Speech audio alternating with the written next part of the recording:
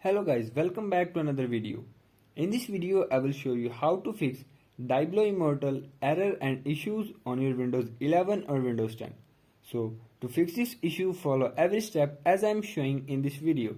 And do not forget to subscribe this channel.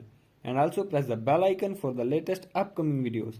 Hope so, this will fix your problem and help you a lot.